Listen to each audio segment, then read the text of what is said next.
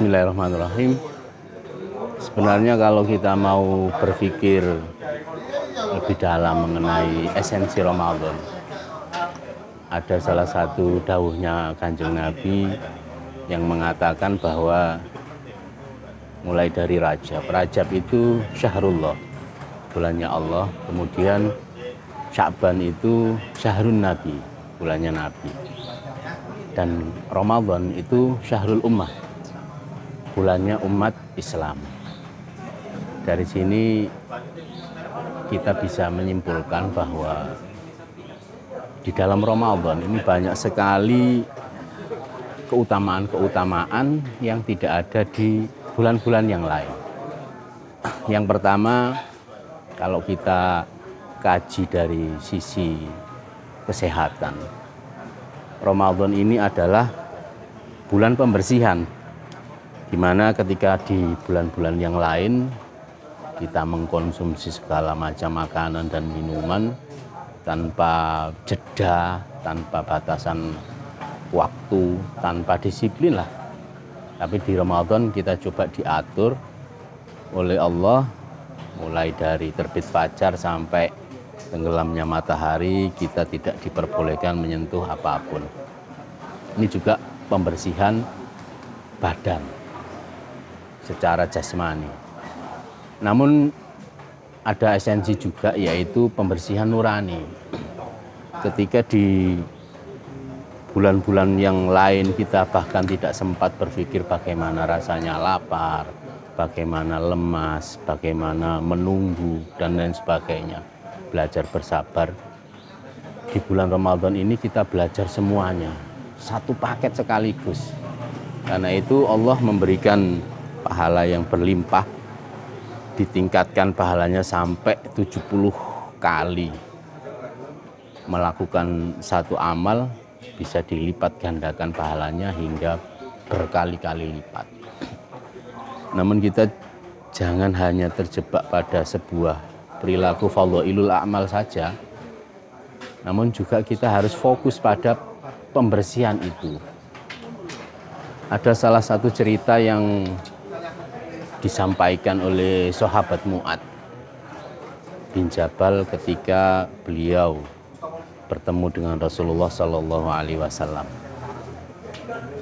bahwa amal manusia ini semuanya itu tidak begitu saja sampai ke hadirat Allah tanpa melewati saringan apapun. Namun ada tahapan-tahapan yang digunakan oleh Allah sebagai penyaring amal-amal itu, sehingga amal-amal yang terbaik, termurni yang akan sampai kepada Allah. Sementara amal-amal lain yang tidak didasari lillah akan tersingkir dan tertolak. Karena itu Mu'adz bin Jabal diperintahkan oleh Nabi untuk benar-benar mencamkan nasihat beliau ini, karena ini bisa dijadikan sebagai hujah nanti ketika di yaumil qiyamah. Yang pertama,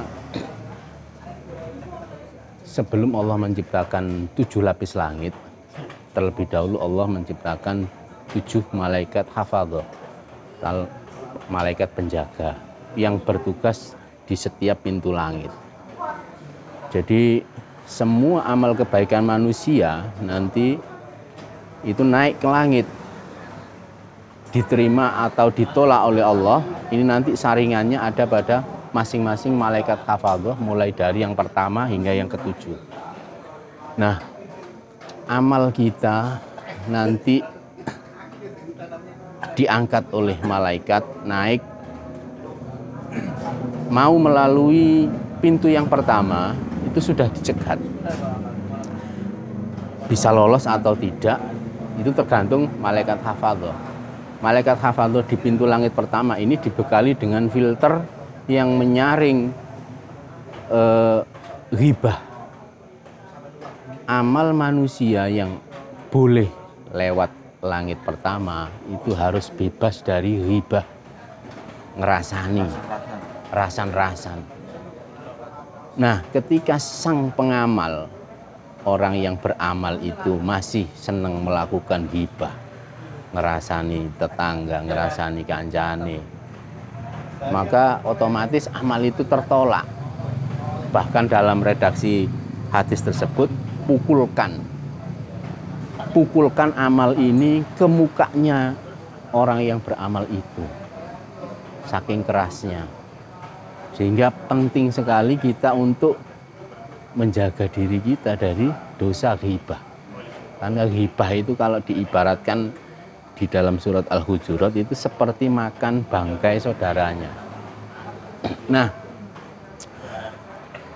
kemudian setelah amal itu terbebas dari ghibah, boleh melintas masuk ke langit pertama, kemudian dicegat di pintu langit yang kedua.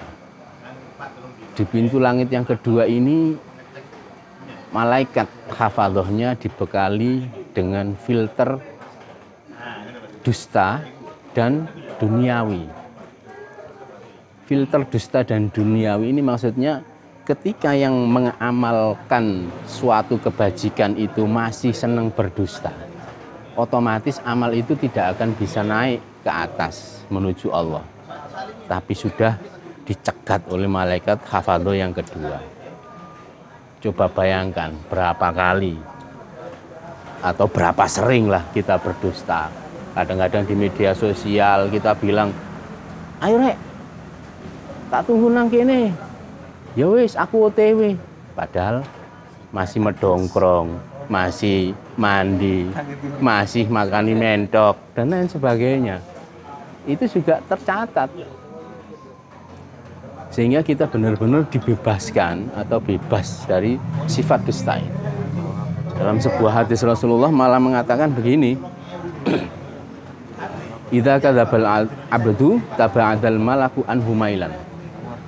Ketika seseorang itu berdusta, seorang hamba itu berdusta, malaikat itu pergi darinya, menjauh bermil-mil jauhnya, mailan, bermil-mil jauhnya.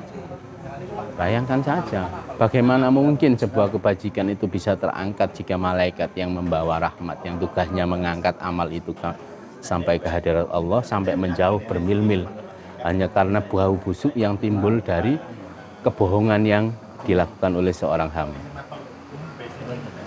Sampai seorang hamba itu bisa terbebas dari sifat dusta dan duniawi, maka amal itu tetap akan sampai hanya di langit kedua, tidak akan sampai ke hadirat Allah. Duniawi ini juga masih menjadi variabel di langit kedua. Ketika kita melakukan suatu amal ma'ruf, kebajikan, misalnya sholat duha, kalau niatnya tidak benar-benar lillah, tapi karena kita misalkan aku ingin sholat duha supaya daganganku lancar, supaya laris, supaya lancar rezekiku dan lain sebagainya, itu masih dalam variabel lidunya, bukan semata-mata lillahi ta'ala. Makanya kita harus benar-benar waspada dengan desir-desir hati yang kecil-kecil seperti itu. Kemudian yang ketiga, ketika kita sudah terbebas dari sifat dusta dan beramal untuk duniawi itu, kita masih harus bisa membebaskan diri kita dari sifat takabur untuk bisa lolos dari penjagaan pintu ketiga yang dijaga oleh malaikat hafadhah yang memiliki filter takabur, kesombongan.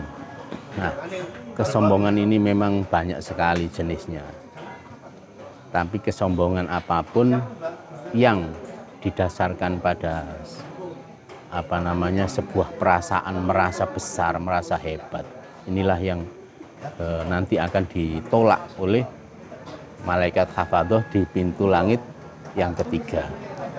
Makanya kesombongan ini adalah sifat dasar dari iblis, sehingga kita tidak boleh memiliki sifat tersebut, karena hanya Allah yang benar-benar berhak untuk menggunakan sifat itu. Semua manusia tidak boleh memiliki sifat takabur seperti itu. Nah, ketika sudah bebas dari sifat takabur itu, amal kita bisa masuk melenggang menuju langit yang keempat. Namun di sana kita dicegat oleh malaikat hafadzoh yang memfilter sifat ujub. Ujub itu apa? Ujub itu merasa bangga dengan keadaan dirinya. Merasa bangga ketika dia sudah bisa melaksanakan sholat 5 waktu. Merasa bangga ketika dia sudah bisa melaksanakan puasa Senin Kamis, bisa umroh setiap tahun, dan lain sebagainya. Merasa bangga, takjub kepada dirinya sendiri. Itu sudah menjadi penolak amal ibadahnya diterima oleh Allah hanya di langit keempat. Sehingga kita perlu membebaskan hati kita dari sifat takjub terhadap diri kita sendiri. Kita harus benar-benar, ya, tidak ada yang memberikan kemampuan bagi kita untuk melakukan semua itu kecuali atas ridha Allah. Jadi kita harus menyadarkan semuanya bahwa kemampuan kita untuk melakukan amal ma'ruf, nahi mungkar, semuanya itu adalah semata-mata rahmat dari Allah Subhanahu wa taala. Nah, sampai di situ amal kita bisa melenggang menuju langit yang kelima. Di langit yang kelima, malaikat hafadzoh dibekali oleh Allah dengan filter sifat hasud. Sifat hasud ini adalah sifat yang ada hubungannya dengan orang lain. Ketika orang lain bahagia, kita malah nggak senang. Ini hasud. Kita menginginkan kebahagiaan itu hilang dari orang lain dan berpindah kepada diri kita. Itu juga termasuk sifat hasud. Kadangkala kita mungkin sempat berpikir, teman-teman seangkatan saya itu dulu yang bodoh-bodoh sudah jadi orang hebat semua. Saya yang lumayan ranking waktu itu kok nggak jadi apa-apa. Ini juga masuk dalam kategori hal semacam itu. Makanya kita harus benar-benar berusaha untuk sifat hasud ini jangan sampai masuk dalam diri kita supaya amal kita bisa naik ke langit yang keenam. Nah, di langit yang keenam, malaikat hafadzoh dibekali oleh Allah dengan sifat atau dengan filter kasih sayang. Artinya apa?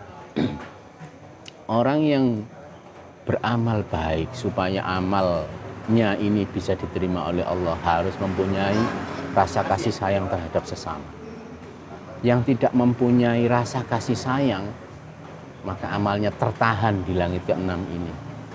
Makanya dalam sebuah hadis Rasulullah menyatakan, laisa minna man lam yarham shaghirana wa lam yuqir kabirana. Tidak masuk dalam golongan kita orang-orang yang tidak menyayangi yang lebih kecil, yang lebih lemah, yang lebih tidak punya kekuatan, dan tidak menghormati orang yang lebih besar dalam hal apapun. Makanya sampai rasa kasih sayang ini bisa mendarah daging di dalam hati kita, mencintai saudara kita sebagaimana kita mencintai diri kita sendiri. Ini maksud sebenarnya dari kasih sayang. Ketika kita sudah tertanam rasa kasih sayang, bolehlah amal itu masuk ke puncak langit yang ke-7. Namun di sana ada malaikat hafadzoh lagi yang dibekali dengan filter riya. Riya ini dalam sebuah redaksi yang disampaikan oleh ulama-ulama salaf, riya ini dosanya itu hampir-hampir seperti syirik. Makanya dalam beberapa kitab dikatakan bahwa riya itu syirkul asghar, syirik kecil. ketika kita melakukan sebuah amal, namun niatnya tidak karena lillah, tapi karena orang lain, mengharapkan pujian dari makhluk lain, ini juga menjadi dosa yang besar sekali, sehingga Allah tidak akan menerima amalan-amalan yang didasari dengan sifat riya. Nah, barulah ketika kita sudah memfilter hati kita dengan semua penyakit-penyakit hati tersebut, insya Allah Allah akan menerima segala amal ibadah kita dan menjadikannya amal terbaik untuk layak berada di sisi Allah. Insya Allah itu. Kemudian bukankah Allah itu maha menerima taubat? Iya, Allah maha menerima taubat. Allah itu arhamur rahimin. Tapi Allah itu juga syari'il hisab. Allah itu juga perhitungannya rumit. Di samping Allah itu Rahman dan Rahim, Allah itu ada Jabbar dan Mutakabbir. Di samping itu Allah itu Zahir, Allah juga Al-Batin. Allah itu segala-galanya. Makanya kita kemudian kalau bersandar kepada amal tidak akan benar-benar bisa sampai kepada Allah, kecuali kita memang sudah menyandarkan semuanya hanya kepada rojak billah, mengharapkan rahmat Allah semata-mata. Apapun yang kita lakukan ini tidak bisa kalau tidak karena rahmat Allah. Sehingga kita akan berpikir bahwa kita bukanlah apa-apa. Kita hanyalah makhluk yang digerakkan oleh Rahman dan Rahimnya Allah, oleh ilham dan rahmat Allah. Sehingga yang ada nanti hanyalah Allah dan kita adalah makhluk yang lemah. Jangan lupa untuk selalu bersyukur. Alhamdulillah kita sampai detik ini masih diberikan Allah nikmat berupa iman, berupa Islam, sehingga kita bisa tetap beramal ma'ruf nahi mungkar, dan mudah-mudahan Allah selalu meridhoi apa yang kita lakukan di bulan Ramadan ini. Mungkin itu. Assalamualaikum warahmatullahi wabarakatuh.